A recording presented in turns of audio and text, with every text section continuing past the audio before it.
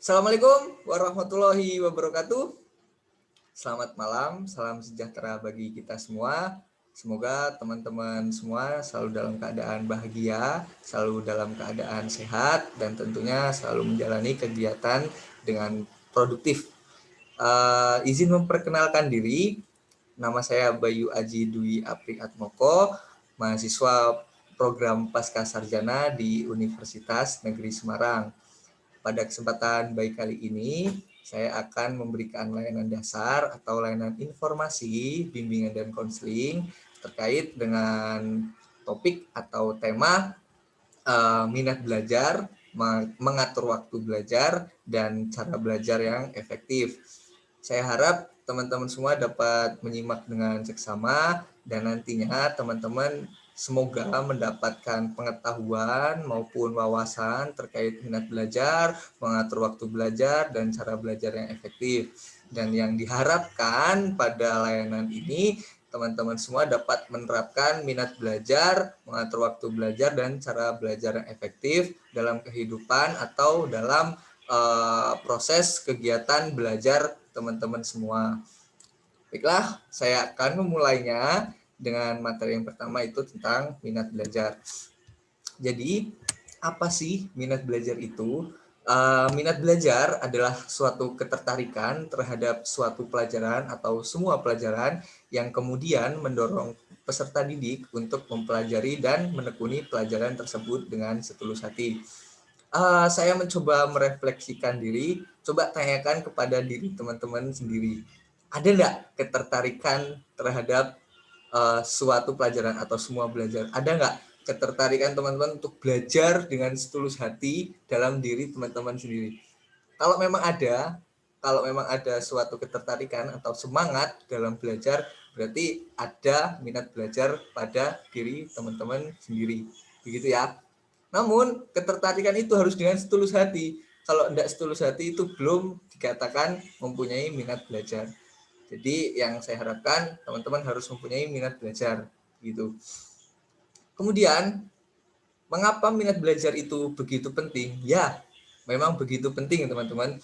Sebab karena tanpa adanya minat terhadap suatu pelajaran atau semua pelajaran, maka kegiatan proses belajar tidak akan berjalan dengan baik. Dan pada akhirnya apa? Pada akhirnya keberhasilan dalam belajar tidak akan tercapai dengan baik pula. Begitu teman-teman. Jadi sangat penting minat belajar.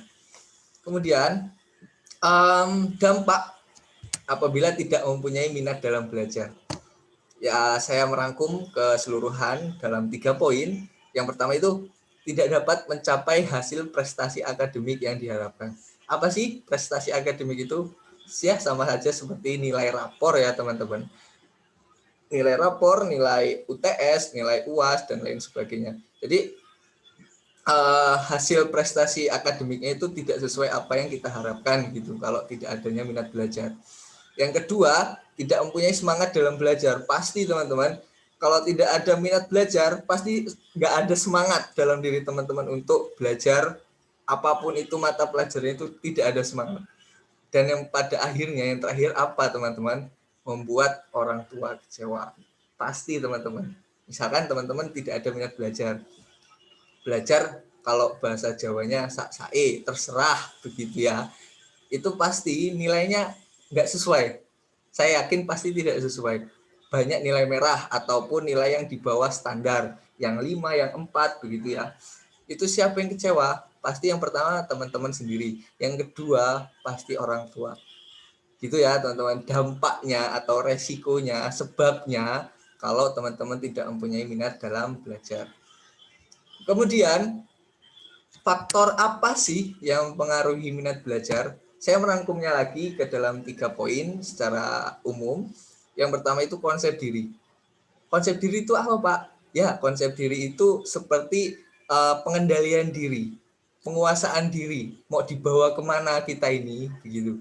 Kalau kita tahu konsep diri kita yang sesuai, misalkan sesuainya belajar itu dengan sungguh-sungguh, semangat, penuh dedikasi atau penuh tanggung jawab, itu pasti konsep dirinya bagus. Kalau enggak bagus, ya bisa dinilai lah bagaimana hasilnya begitu teman-teman ya. Jadi faktor yang mempengaruhi minat belajar yang paling utama itu konsep diri atau pengendalian diri.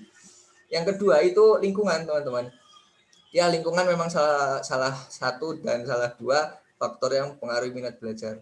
Sebagai contoh, faktor lingkungan di masyarakat itu teman sebaya. Misalkan teman-teman ada niat untuk belajar nanti malam misalkan atau besok pagi. Kemudian ada tetangga yang mengajak main gitu. Kebanyakan malah main gitu, nggak jadi belajar. Nah, itu salah satu faktor yang mempengaruhi minat belajar itu lingkungan. Dan yang terakhir, fasilitas, teman-teman. Misalkan fasilitas di dalam belajar itu tidak menunjang, seperti buku, segala macam, tidak punya. Nah, itu salah satu faktor yang mempengaruhi minat belajar. Maka dari itu, persiapkan semua fasilitas sebelum belajar, seperti buku, atau ballpoint, atau alat tulis lainnya yang membuat teman-teman semangat dalam belajar atau adanya minat belajar. Itu teman-teman. Kemudian terakhir tentang minat belajar itu saya memberikan tips cara menumbuhkan minat belajar. Yang pertama itu membuka diri teman-teman. Membuka diri itu sama saja membuka niat ya. Kalau tidak ada niat itu sama saja teman-teman, tidak ada hasilnya. Jadi yang pertama itu membuka diri atau membuka niat atau membuka kemauan dalam belajar gitu. Yang kedua, setelah adanya niat dalam belajar itu harus menerapkan. Namun menerapkannya jangan sehari 2 hari, besok enggak. Jangan teman-teman. Menerapkannya itu setiap hari, setiap saat. Harus konsisten, penuh disiplin gitu. Saya menerapkan belajar dengan sungguh-sungguh setiap hari. Begitu ya teman-teman. Dan yang pada akhirnya menetapkan tujuan. Tujuannya apa sih yang paling utama? Teman-teman harus menetapkan tujuan dulu supaya nanti minat belajarnya itu tumbuh. Tujuannya itu apa yang paling utama? Saya merekomendasikan itu membahagiakan orang tua, teman-teman. Kalau membahagiakan orang tua itu yang paling utama, pasti minat belajar akan tumbuh dengan cepat. Dan yang kedua, membuat nilai bagus atau membuat masa depan yang cerah dengan nilai kita yang bagus, yang dengan prestasi akademik kita yang bagus dalam menumbuhkan minat belajar gitu ya teman-teman. Yang poin kedua atau materi yang kedua, cara mengatur waktu belajar. Saya sedikit memberikan prakata atau latar belakang dulu sebelum memberikan tips mengatur waktu belajar. Tuhan Yang Maha Esa memberikan kita waktu 24 jam dalam satu hari. Namun tidak semua orang itu konsisten serta disiplin dalam mengatur waktu, teman-teman. Maka dari itu, saya akan memberikan tips dalam mengatur waktu yang sesuai, yang diharapkan. Yang pertama itu kita menentukan prioritas, teman-teman. Apabila kita kuat dalam menentukan prioritas, itu pasti cara kita mengatur waktu dalam belajar itu akan sesuai. Misalkan saya ambil contoh, pukul 7 pagi sampai 12 siang, saya harus belajar. Jika sudah menentukan prioritas seperti itu, tidak ada ganggu gugat lagi teman-teman, tidak ada nego lagi. Ya harus belajar jam segitu. Nanti setelah jam 7 sampai jam 12 siang, terserah teman-teman mau melakukan kegiatan apapun itu, namun dengan konteks produktif ya teman-teman. Jadi yang pertama itu menentukan prioritas. Yang kedua, jangan bersikap perfeksionis. Jadi jangan mempunyai sikap yang sempurna gitu dalam belajar. Jadi kita harus, misalnya kita mengatur belajar itu sudah ada prioritas. Namun saat belajar kita itu jangan perfect teman-teman. Saya harus mengerjakan nilai MTK misalkan, nilai 100. Jangan seperti itu teman-teman. Kita biasa saja dalam belajar. Tidak perlu harus perfect, harus sempurna. Namun perlu digarisbawahi, jangan juga ngasal ya teman-teman dalam belajar atau menjawab soal. Itu tidak boleh. Jadi yang kedua, jangan bersikap perfeksionis. Yang ketiga, buanglah kebiasaan menunda, teman-teman. Jadi dalam mengatur waktu belajar itu jangan nunda-nunda. Kalau memang sudah ada prioritasnya, ya sudah lakukan. Misalkan tadi jam 7 sampai jam 12 harus belajar. Gitu ya, belajar, jangan menunda-nunda, teman-teman. Itu tips yang ketiga ya, teman-teman. Jangan membuang buang kebiasaan menunda, maksud saya buang kebiasaan menunda dalam mengatur waktu belajar. Dan yang terakhir, memiliki sikap tegas. Maksudnya, tegas dalam mengatur waktu belajar. Jam sekian sampai jam sekian harus belajar. Jam sekian main, jam sekian sholat, jam sekian membantu orang tua. Harus tegas gitu, harus komitmen, harus disiplin. Nah, itu salah 4 tips dalam mengatur belajar yang saya berikan kepada teman-teman. Berikutnya, yang terakhir, cara belajar yang efektif, teman-teman. Jadi, saya memberikan tips lagi cara belajar yang efektif sekaligus efisien ya, teman-teman. Efisien itu menghasilkan gitu ya. Jadi yang pertama, membuat suasana belajar yang nyaman. Semua orang itu mempunyai cara belajar yang berbeda-beda, kenyamanan yang berbeda-beda. Kalau misalkan si Andi, cara belajar yang nyaman itu dengan mendengarkan musik. Dilakukan teman-teman. Kita belajar sambil mendengarkan musik.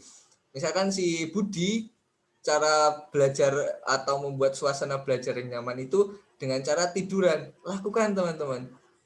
Apa yang terpenting itu nyaman. Kalau nyaman itu pasti belajarnya semangat. Gitu ya teman-teman. Yang kedua, merangkum pokok pembelajaran. Saya ambil contoh mata pelajaran misalkan sejarah, teman-teman. Itu kan banyak sejarah, namanya sejarah kan. Jadi teman-teman tidak harus mencatat semuanya, namun merangkum pokok-pokoknya saja. Itu salah satu belajar yang efektif. Kemudian yang ketiga, belajar bersama teman-teman atau belajar kelompok. Nah, jadi belajar kelompok ini salah satu cara untuk membantu kita belajar yang efektif sekaligus efisien.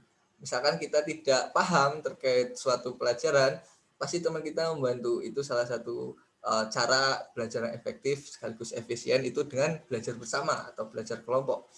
Kemudian yang keempat, belajar rutin namun jangan terlalu lama. Harus belajar secara rutin. Yang tadi tips cara mengatur waktu belajar harus ditentukan dulu teman-teman, baru rutin, tentukan setiap hari gitu, laksanakan setiap hari, tapi jangan terlalu lama. Kalau terlalu lama juga tidak baik, nanti kita tidak fokus lagi ataupun nggak kuat matanya dalam melihat buku ataupun layar laptop dan lain sebagainya kalau terlalu lama ya. Makanya jangan terlalu lama, namun harus rutin setiap saat gitu ya teman-teman. Adalah jaringan. Yang terakhir itu mengerti bukan menghafal teman-teman. Misalkan dalam pelajaran tertentu yang diharuskan teman-teman ini mempelajari dan nantinya akan ada ulangan ya teman-teman, misalkan UTS segala macam, jangan teman-teman hafalkan. Saya ambil contoh mata pelajaran matematika, teman-teman jangan menghafal rumusnya gitu, jadi harus mengerti saja, mengerti dan memahami rumusnya. Kalau menghafal dari banyaknya rumus matematika itu nggak bakal efektif lah cara belajar seperti itu. Begitu ya teman-teman.